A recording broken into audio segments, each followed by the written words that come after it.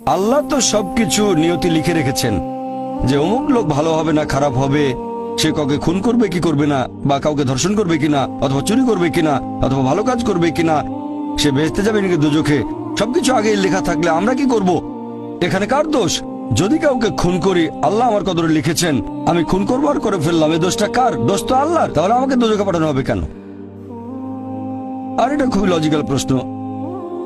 এই প্রশ্নের উত্তরে বলবো, আমাদেরকে এই কদর বা নিয়তির ধারণা আগে বুঝতে হবে যে আল্লাহ সুবহানাহু ওয়া তাআলা আগে থেকে লিখে রেখেছেন একটা মানুষ কখন জন্মাবে, তারপরে সে কোন দেশে জন্মাবে, কখন মারা যাবে, কোন দেশে মারা যাবে। আল্লাহ পবিত্র কোরআনে বলেছেন সূরা ইসরা অধ্যায় 17 আয়াত নম্বর 14 যে যখন কোন শিশু জন্ম নেয় তার কর্মগুলো আমি তার গ্রীবালগ্ন করে দিই। একজন মানুষের ব্যাপারে আল্লাহ জানেন সে কি করবে, ভালো না খারাপ, সঠিক না বেঠিক, সে বেহেশতে যাবে নাকি দোজখে যাবে। যে ধরেন একটা ক্লাসে একজন টিচার পড়াচ্ছেন 100 জন ছাত্রকে প্রায় 1 বছর ধরে, আর পরীক্ষা শুরুর আগে টিচার অনুমান করলেন যে এই ছাত্রটা এবারের পরীক্ষায় ফার্স্ট হবে, ফার্স্ট ক্লাস ফার্স্ট, এই ছাত্র পাবে সেকেন্ড ক্লাস, এই ছাত্র করবে ফেল। এটা আমি উদাহরণ হিসেবে বলছি। এর কিছুদিন পরে পরীক্ষা হয়ে গেল, প্রথম ছাত্র হলো ফার্স্ট ক্লাস ফার্স্ট, এই ছাত্র সেকেন্ড ক্লাস, আর ওই ছাত্রটা করলো ফেল। এখন আপনাদের প্রশ্ন করি, যে ছাত্র ফেল করেছে সে কি টিচারকে বলবে আপনি বলেছিলেন যে আমি ফেল করব তাই ফেল করেছি? এখানে দোষটা কার? টিচারের নাকি ছাত্রের? কার দোষ? ছাত্রের। টিচার অনুমান করেছেন এই ছাত্রটা বাইরে ঘুরে বেড়ায়, ঠিক মতো ক্লাসে আসে না, সিনেমা দেখতে যায়, এজন্য সে ফেল করবে। ওই ছাত্র মোটামুটি মাঝারি, এই ছাত্র খুব মেধাবী, অনেক পরিশ্রম করে, তাই টিচার পরীক্ষা শুরু হওয়ার আগে অনুমান করেছেন এই ছাত্র হবে ফার্স্ট ক্লাস ফার্স্ট, এই ছাত্র সেকেন্ড ক্লাস, ওই ছাত্র ফেল। তারপর আসলে ওই ছেলে ফার্স্ট ক্লাস ফার্স্ট, এই ছেলে সেকেন্ড ক্লাস, আর ওই ছাত্র ফেল। টিচার অনুমান করেছেন, তার মানে এই না যে দোষটা টিচারেরই হবে। টিচার সবাইকে পড়িয়েছেন সঠিকভাবে, সমানভাবে। একইভাবে আল্লাহ সুবহানাহু ওয়া তাআলার আছে ইলমে গায়েব, তিনি ভবিষ্যৎ সম্পর্কে জানেন। কিছু জিনিস ঠিক করা আছে যে এই লোকটা জন্মাবে অমুক দেশে, জন্মাবে অমুক দিনে, আর সে মারা যাবে অমুক দেশে অমুক তারিখে, ইত্যাদি ইত্যাদি। তার পরিবেশ ধনী হবে নাকি গরিব হবে, তবে পছন্দটা এখানে আপনার।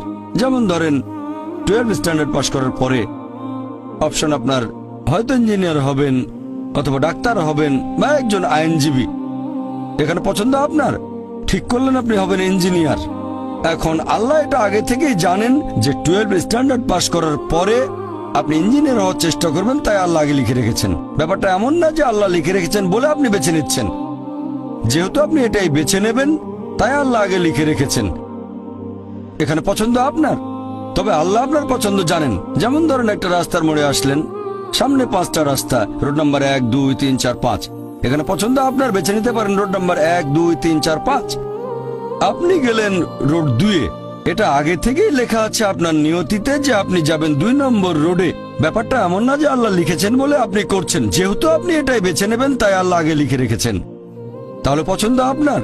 আপনি চাইলে টাকা উপার্জন করতে পারেন ভালো কাজের মাধ্যমে, হালাল উপায়ে, অথবা পারেন চুরি করে হারাম উপায়ে। পছন্দ আপনার। ধরেন চুরি করলেন, এটা আপনার সিদ্ধান্ত, তবে আল্লাহ আগে থেকে জানেন যে এই লোকটা সহজে টাকা পেতে চায় তাই চুরি করবে, তাই আল্লাহ আগে লিখে রেখেছেন যে এই লোকটা 25 বছর বয়সে চুরি করবে। এখানে দোষটা কার? দোষ আসলে আপনার, তবে আল্লাহর আছে ইলমে গায়েব, তাই তিনি আগেই লিখে রেখেছেন। সিদ্ধান্তটা আপনার। আল্লাহ তাআলা মানুষদের দিয়েছেন স্বাধীন ইচ্ছা, আপনি আল্লাহ তাআলাকে দোষ দিতে পারবেন না আপনার পাপের জন্য। যদি আপনি দোজখে যান, যাবেন আপনার পাপ কাজগুলোর জন্য, আর যদি বেহেশতে যান সেটার কারণ হবে আল্লাহ সুবহানাহু ওয়া তাআলার অসীম করুণা। لا لا لا نحتاج المال كي نزداد جمالا جوهرنا هنا في القلب